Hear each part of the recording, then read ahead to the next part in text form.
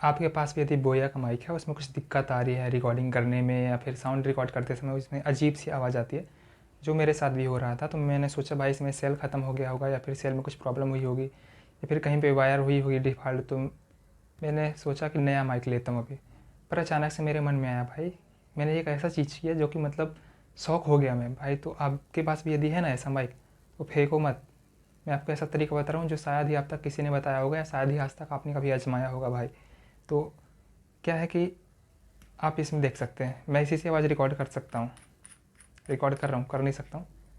देखिए इसमें सेल ही नहीं है भाई, आप देख सकते हैं, और रिकॉर्डिंग हो रही है इसमें। तो यदि कुछ दिक्कत आ रही है या फिर आवाज़ में प्रॉब्लम हो रही है रिकॉर्ड करने में, तो आप नया सेल मत लो या माइक चेंज मत करो, इसका सेल ही निकाल के फेंक दो। और ये जो बटन है ना, ये स्मार्टफोन और ये ऊपर कैमरा, तो वो सेल पता है किस यूज़ के लिए होता है? वो सेल ओनली इसलिए होता है कैमरा के लिए। यदि आप कैमरा के साथ में ये एक माइक यूज़ करते हैं, ये माइक, तो आपको इसमें सेल डालना पड़ेगा और चालू करना पड़ेगा।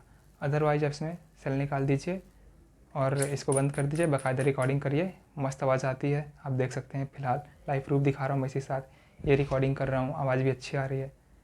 तो भाई ये जानकारी मैं सोचा ऐसी आपके साथ शेयर कर दूँ भाई, मेरे साथ हुआ। तो आप देख सकते हैं एकदम खाली मस्त रिकॉर्डिंग भी हो रही है एक नंबर, बैकग्राउंड नॉइस भी नहीं आ रही। भाई सेल लगाने से अच्छी आवाज़ तो उससे निकाल के आवाज़ आ रही है इसमें यार।